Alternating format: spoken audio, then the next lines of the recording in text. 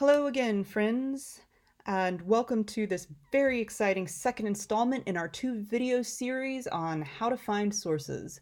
I trust that you are all riveted and at the edge of your seat, given how exciting the last video was, and I promise that this one will be, well, let's just say at least as exciting. Okay, what I'm going to do in this video is I'm going to show you where to find some good sources using Pepperdine's library and possibly a couple of other things. So to start off with, I'm going to show you something on courses that you may be aware of from some of your other classes. So if you come into courses, if you log in and then you come down here on the left side panel with all of the links and you click on Library Info Guides, that will bring up a page that looks like this. That gives you an option to book study space. It gives you a direct connection to Elizabeth Paring, who is our library liaison for English program for humanities. And if you need to ask questions about the library, you can click on this and email her, and she will be very helpful to you.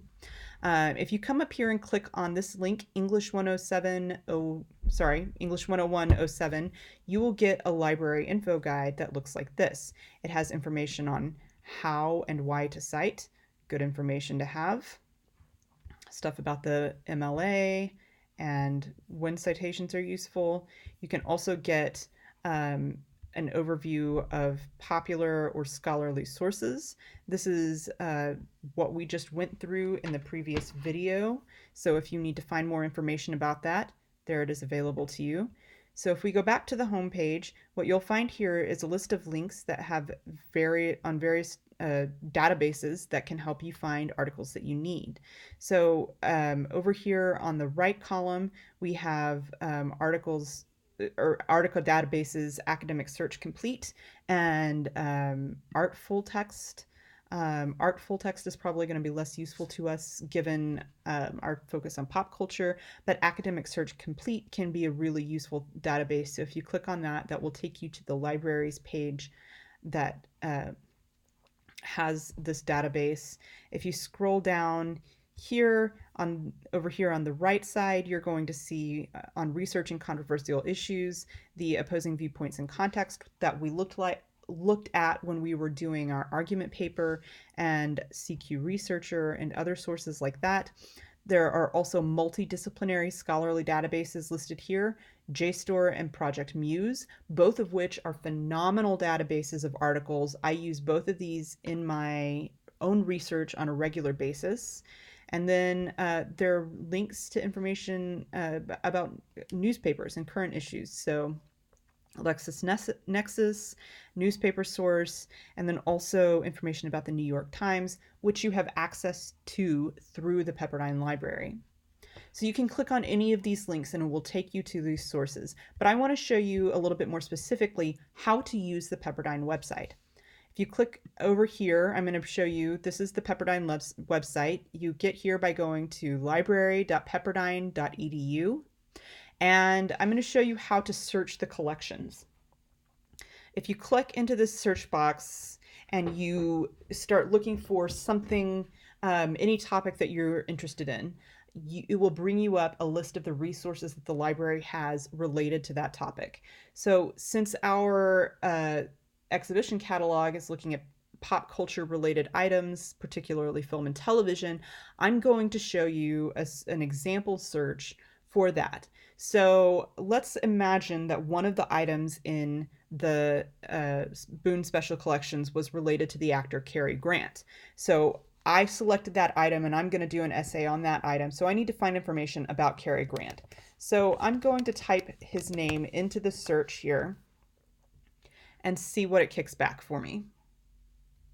Okay, so it kicked back, let's see, 17,634 sources. That's a little bit too much, right? I don't have time to sift through all of that. I look at the first couple of sources and I see that they're both DVDs. By the way, did you know that you can check out DVDs from the library? If any of you are old school enough to still use DVDs, you can do that. It's a good resource. But I don't want DVDs. I know that. What I want to look for books. I want to know what books the library has. So I'm going to come over here to the left side panel, and where it talks about format, I'm going to select books so that I only see books that are related to Cary Grant. That's going to help limit the search and make it easier for me to find what I'm looking for. Okay, so I look here and I see that there are a lot of books available. Um, in fact, there are 1,844 books available that are related to Cary Grant. So I'm kind of interested in looking at a biography, and I see I've got a couple of options here. So Cary Grant, The Lonely Heart by Charles Higham. I look at that. That's a print book. Okay, that's what this means here, that it's a print book. That means that I would have to go into the library in order to find this book. Um, so I'm not at the library right now because I'm still on, evacu vacation 2018.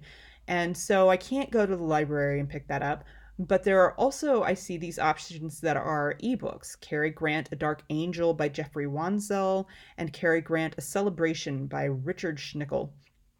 Well, I like Richard Schnickel's name, or it's just Schickel. Okay, I still like Richard Schickel's name, and I like the idea of a celebration, so I want to see what that book is about. It's an ebook, so I'm going to click down here on View Now and View Ebook, and that's going to pop up a page for me that's going to show me um, the table of contents and everything that's available in this book.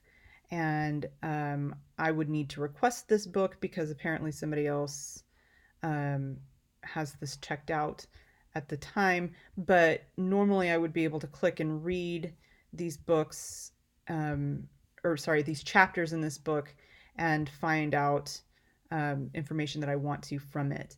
So that's very helpful. I'm glad to have that available as a resource. I'm going to come back here and I'm going to look through. There's a lot more books that I would want to look through and see if they're interesting to me. Some of them aren't. So, like right here, for example, this book is called Discussions of William Blake. William Blake was an 18th century poet in England. This book was written by John Grant. So this is just a kickback that doesn't actually have anything relevant to what I'm looking at. And then here's another one, Design for Good, A New Era of Architecture for Everyone by John Cary. Okay, that's also not particularly helpful. So I think that I got my best hits up at the top and I could focus on those. So now I don't want to see books, I want to see articles. So I'm going to click over here on articles and I see, look, I can have peer-reviewed articles, I can have chapter articles, I have downloadable articles. So I'm just going to click on articles altogether. And remember, peer review is one of the important details that helps you know if a work is scholarly or not.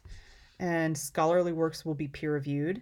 So we have a lot of sources here.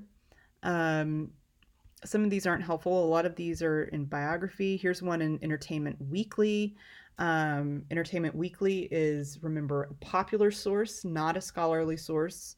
One in Sight and Sound, the Saturday Evening Post. These are all popular sources. Oh, look, we found a scholarly source. This is a peer-reviewed article, or it's an article in a peer-reviewed journal, I should say. If we look at this, Cary Grant, a biography, Cary Grant in name only book. So this is going to be a review of a book that's in a peer-reviewed journal. That's probably not going to be helpful to me unless I'm trying to find a good book to look for. And it looks like most of these are reviews of books or articles in popular magazines like People magazine. Those aren't going to be helpful to me. So I can come up here and click that I only want, whoops, I meant to click off the others. We're going to wait for this to reload.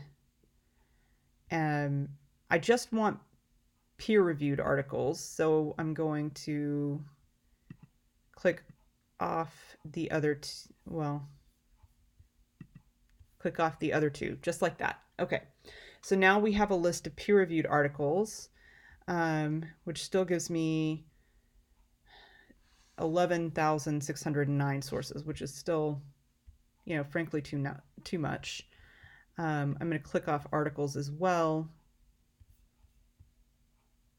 and just come and click on peer reviewed. And that gives me a slightly smaller number, and you'll see that all of these sources are in peer reviewed journals. But when it has book in parentheses, that means that most of these are book reviews and not very helpful for our particular purposes here. So, this is a little bit hard to find. So what I'm going to do now is I'm going to go back to the library homepage. Here we go. I'm just going to go pepperdine.edu. And we're going to get back there eventually. My internet is just a touch slow right now.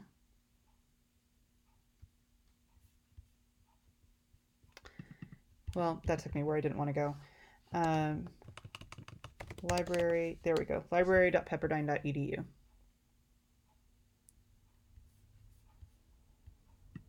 And I'm still in the wrong place. Okay. Pepperdine Library. Sorry, friends. Here we go. Okay, so I've searched the library collections, I've looked at books and everything like that. Now what I'm going to do is I'm going to come down here to these options that are available and clickable here under the banner of Welcome to Pepperdine Libraries. I'm going to click on Databases and eJournals. Some of these you can find over here on our course info guide, right? Academic Search Complete, Art Full Text, JSTOR, Project Muse, all of that kind of stuff. You can find those here as well.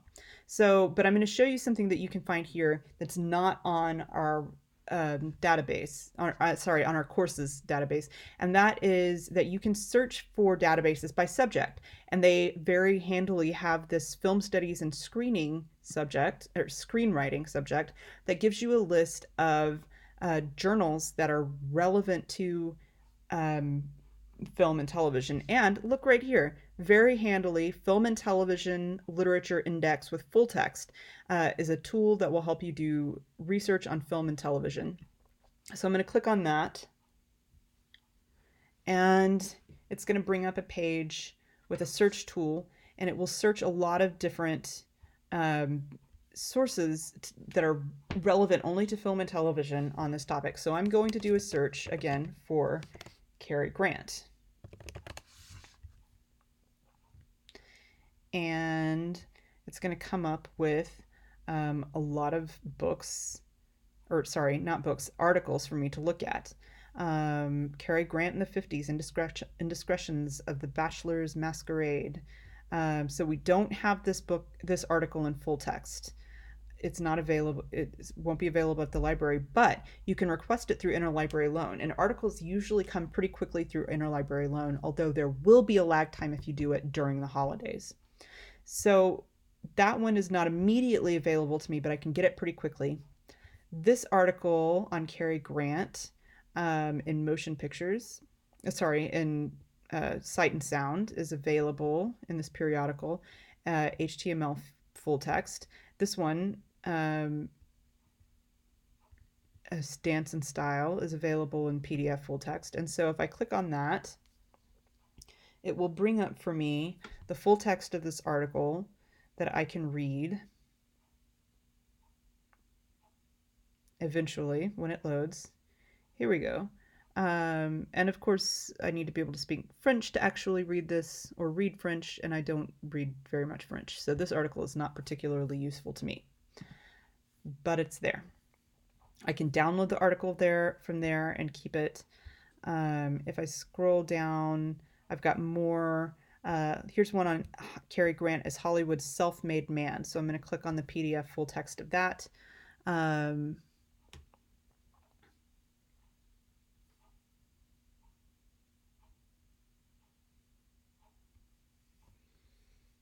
It's got some great biographical information, some old photos that are fantastic, and a timeline of his life.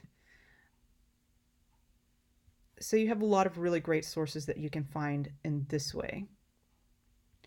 But for each source that you use, you're going to want to look into what kind of source it is. So here, Hollywood Self-Made Man, this was published in Variety.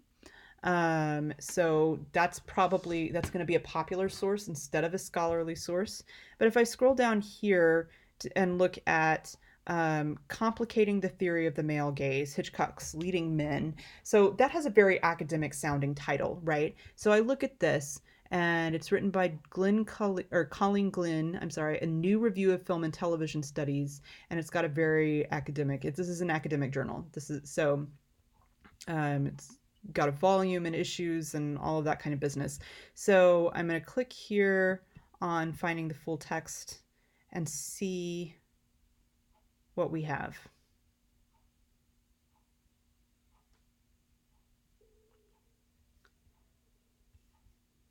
We're waiting for the PDF to load. Here it goes. Okay, so look at this. We have all of this great citation information laid out pretty easily for us here in this article. This is another wonderful thing about academic journals, is that they typically make it very easy to cite the source. It's got an abstract here that we can read, and then it goes on from here to have information. So this is a great scholarly source to use. All right, so you can find any kind of information here. You could do a search for anything you want. You could do a search for like the process of storyboarding, or the process of script writing, or anything like that, and you will find sources available to you there. So another thing that I want to show you here is JSTOR, just really quickly, which may or may not be a helpful source for you for this paper. If I can get back up to the top. Here we go. So JSTOR you can find over here by clicking in our course info guide, or you can come to databases and click over here on by name. You click on the J, and it takes you to this page with J's, and JSTOR is the second. So you click on JSTOR. JSTOR is a database that collects articles from journals in a number of different fields for over long periods of time. So it's a really helpful, very useful resource. So I'm going to try Cary Grant again here and see what I get. And what I get is some interesting images, journal articles. This is a review. JSTOR is very helpful because it always tells you if what you're looking at is a review or not. So this is one about Hitchcock that features Cary Grant in some movie of Hitchcock's that features Cary Grant. So Cary Grant is mentioned in it, but it's not an article about Cary Grant. This is from a book about Hitchcock. So again, Cary Grant will be mentioned in it, but it's not specifically about him. And then from there, it gets a little bit dicey. So JSTOR isn't always going to be a helpful resource for you, but in a lot of cases it will be. And it's worth checking to see what's available. Okay, one more thing that I'm going to show you, and then that will end this fascinating and riveting experience, is Google Scholar, which you may already know about, but that's scholar.google.com. Okay, and you can type in any kind of a search that you want here, and I'm going to go ahead and go with Cary Grant again. And this Google Scholar can get a little bit dicey. So for example, the first thing that we have up here is about pocket mice, and one of the authors of the journal is G.R. Cary, so that's not helpful. The next person is Grant. So what I'm going to do here is I'm going to try, well, we start getting into some Cary Grant stuff here as we go along. So we'll click, look, we have a book here, Cary Grant, A Class Apart. And this is a book that's published about Cary Grant by Graham McCann. So you would need to look up who the author is to help determine if this is a scholarly or a popular source. I look at the publisher, and it's published by Columbia University Press. That's a pretty good indication that it's probably a scholarly source, because university presses typically publish only scholarly sources. We have a list of photographs, so there's some um, a kind of citation.